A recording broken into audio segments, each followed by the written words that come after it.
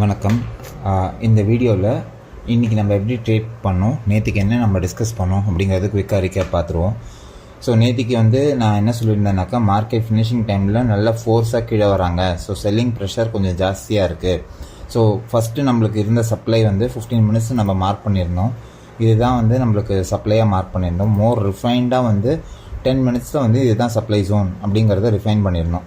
So market இன்றைக்கி gap அப்பில் open ஆச்சுன்னா இமீடியட்டாக நம்ம செல்லிங் பண்ணுறதை பற்றி யோசிக்கலாம் அப்படிங்கிறத சொல்லியிருந்தேன். கேப் டவுனில் இருந்துச்சுன்னா நம்மளோட இந்த மாதிரி டிமாண்ட் ஜோனுக்கு போச்சுன்னா இன்னும் பெட்டராக இருக்கும்.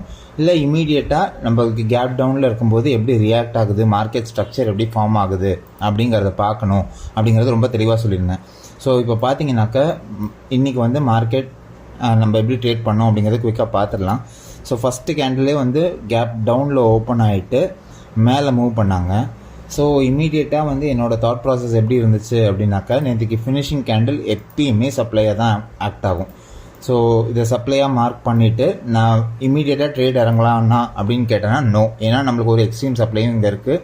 இன்டர்மீடியட்டாக நம்மளுக்கு இன்னொரு சப்ளை வேறு மார்க்கெட் கொடுத்துருக்கு. இது பிரேக் ஆஃப் ஸ்ட்ரக்சர் நடந்ததுனால இந்த சப்ளை மட்டும் இல்லை, இந்த சப்ளைலேருந்து ரியாக்ட் பண்ணலாம், இந்த சப்ளைலேருந்து ரியாக்ட் பண்ணலாம், எங்கேருந்து வேணால் ரியாக்ட் பண்ணலாம்.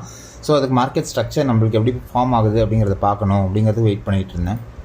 ஸோ கொஞ்ச நேரத்தில் மார்க்கெட் இங்கே டேப் பண்ணிவிட்டு இம்மீடியட்டாக இறங்கலாமா, இறங்கக்கூடாது. ஏன்னா இது இப்போ பார்த்தீங்கன்னாக்கா மார்க்கெட்டோட ஸ்ட்ரக்சர் எப்படி சொல்லுது நம்மளுக்கு, இதுதான் இன்றைக்கி ஃபார்ம் பண்ண லோ, இது இன்றைக்கி ஃபார்ம் பண்ண ஹை, ஒரே ஸ்விங்காக எடுத்தோன்னா இன்றைக்கி ஹை.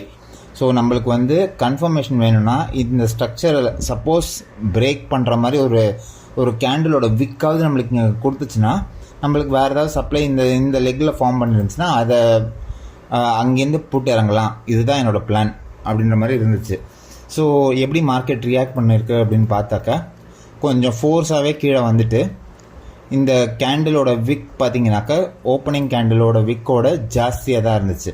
இந்த ஓப்பனிங் கேண்டிலோட லோ பார்த்தீங்கன்னா 25,766.30. இதோட லோ பார்த்தீங்கன்னா 25,764.9. ஸோ இன்னமும் க்ளோஷர் நம்மளுக்கு கிடைக்கல, வெயிட் பண்ணிக்கிட்டே இருந்தேன். ஸோ இங்கே ஒரு விக் கிடச்சிச்சு பார்த்தீங்களா. இதோட லோ ஓப்பனிங் கேண்டிலோட லோவோட கம்மியாக இருக்குது. ஸோ நம்மளுக்கு இப்போ ஃபார்ம் பண்ணுற சப்ளை எங்கே இருக்குது, இந்த லெக் ஆஃப் ப்ரைஸ் ஆக்ஷனில் நம்ம எக்ஸ்பெக்ட் பண்ண மாதிரியே இங்கே ஒரு சப்ளையை விட்டுட்டு போயிருக்காங்க. சரிங்களா. ஸோ நம்மளோட ட்ரேட் பிளானும் இதுக்கேற்றாப்பில் தான் இருக்கணும். ஸோ எப்படி இருந்துச்சு என்னோடய ட்ரேட் பிளான்னா, நம்மள எக்ஸ்பெக்ட் பண்ண மாதிரி இப்படி வந்திருக்கு. ஸோ இங்கே வரும்போது நான் அட்லீஸ்ட் இதோட லோ வரைக்கும் டார்கெட் பண்ணலாம் அப்படின்னு சொல்லிட்டு பிளான் பண்ணியிருந்தேன். இதுதான் என்னோடய ட்ரேட் பிளானும் இருந்துச்சு. இன்றைக்கி ஒரு ஷார்ட் பொசிஷன் இங்கே பிளான் பண்ணியிருந்தேன்.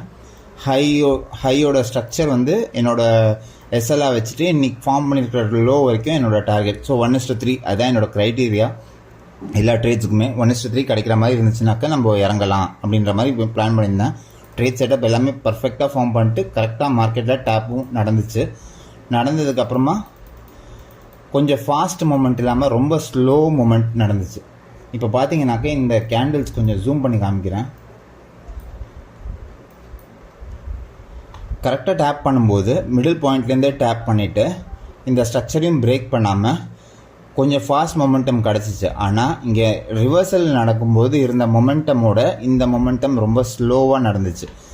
இது எனக்கு கொஞ்சம் வரிசமாக இருந்துச்சு. ஸோ நான் என்னோடய ப்ராஃபிட் நான் இது வரைக்கும் ஹோல்ட் பண்ணவே இல்லை. ஆக்சுவலாக நான் எங்கே க்ளோஸ் பண்ணேன்னா, இதோ இந்த ரெட் கேண்டில் ஃபார்ம் பண்ணி இன்னொரு ரெட் கேண்டில் ஃபார்ம் பண்ணி இந்த இடத்துலையே நான் க்ளோஸ் பண்ணிட்டேன் என்னோடய பொசிஷன். ஸோ இங்கே இந்த ரெட் கேண்டில்லையே என்னோடய பொசிஷன் க்ளோஸ் பண்ணிட்டேன். ஸோ அதுக்கப்புறம் மார்க்கெட் கொஞ்சம் ரொம்பவே ட்ராமா பண்ணிவிட்டு கடைசியாக பயங்கர டிகேக்கு அப்புறமா தான் நம்மளோட டார்கெட் அடிச்சிருக்காங்க. ஸோ எனக்கு இந்த மொமெண்டமில் சுத்தமாக இன்ட்ரெஸ்டே இல்லை ஆக்சுவலாக. ஏன்னா இந்த மாதிரி ஃபாஸ்ட் மொமெண்டம் நம்மளுக்கு வரணும். எப்பயுமே சப்ளை தொடும்போது ஃபாஸ்ட் மொமெண்டம் வரல, ரொம்ப பையிங் ப்ரெஷரோட ஸ்லோ மொமெண்டம் வரும்போது மார்க்கெட் எப்போ வேணால் ரிவர்சல் நடக்கலாம்.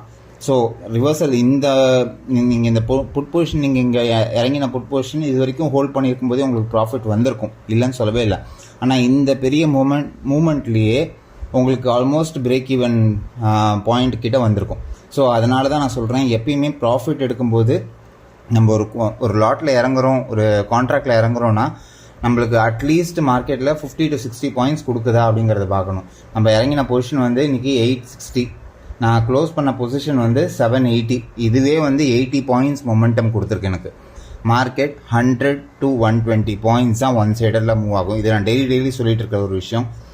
ஸோ ஒன் சைடடாக எனக்கு இது வந்து நேற்றுக்கு வந்து நம்மளுக்கு நடந்த மாதிரி, இப்போ நேற்றுக்கு மொமெண்டம் பார்த்தீங்கன்னாக்கா கண்டினியூஸ் கேண்டில்ஸ் இந்த மாதிரி ஃபார்ம் ஆயிருந்துச்சுன்னா நான் ஹோல்ட் பண்ணியிருந்திருப்பேன்.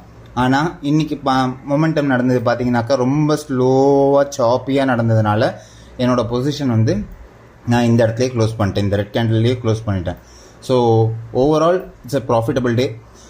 இன்றைக்கி லெசன்ஸ் லேர்ன்ட் என்னன்னாக்கா, என்ன தான் இருந்தாலும் நம்ம ட்ரேட் பிளான் ப்ராப்பராக பண்ணியிருந்தோம், ட்ரேட் எக்ஸிக்யூஷனும் ப்ராப்பராக இருந்துச்சு, மைண்ட் செட்டும் ப்ராப்பராக இருந்துச்சு. Overall I was satisfied. இந்த வீக்லேயே வந்து நம்ம 4 ட்ரேட் சஜஸ்ட் பண்ணி 4 ட்ரேட் இறங்கினோம், 4மே ப்ராஃபிட்டபுளாக இருந்ததுனால I was very happy with the overall week. So next இப்போது மொமெண்டம் பார்த்தீங்கன்னா, நான் ஏன் இதில் சாப்பியாக இருந்துச்சு, பையிங் ப்ரெஷரோடு வருது அப்படின்னா, இந்த ஸ்டார்டிங் பாயிண்ட்டே வந்து இட்ஸ் நோ மேன்ஸ் லேண்ட் அப்படிம்போம். முன்னாடி எதுவுமே டிமாண்ட் இல்லை, இங்கேருந்து ரியாக்ட் பண்ணியிருந்த கடைசி பாயிண்ட்டும் பார்த்தீங்கன்னாக்கா அதுலேயுமே எங்கேயுமே டிமாண்டே இல்லாத ஒரு இடத்துலேருந்து ரியாக்ட் பண்ணிகிட்டு இருக்கு மார்க்கெட். இந்த ஃபாஸ்ட் மொமெண்டம் கடைசியில் க்ளோஷரில் கிடச்சதுமே இட்ஸ் லைக் இன்ஸ்டிடியூஷன் பையர்ஸ் வந்து புஷ் பண்ணுறாங்க மார்க்கெட்டை மேலே போகணும் அப்படிங்கிறதுக்காக. ப்ராப்பர் ட்ரேட் இல்லை இது வந்து டிமாண்ட்லேருந்து ரியாக்ட் ஆயிருந்துச்சுன்னா, இங்கே நம்மளுக்கு வந்து இந்த க்ளோஷர் கிட்டேருந்து ரியாக்ட் பண்ணியிருந்ததுன்னா இன்னும் பெட்டராக இருந்திருக்கும்.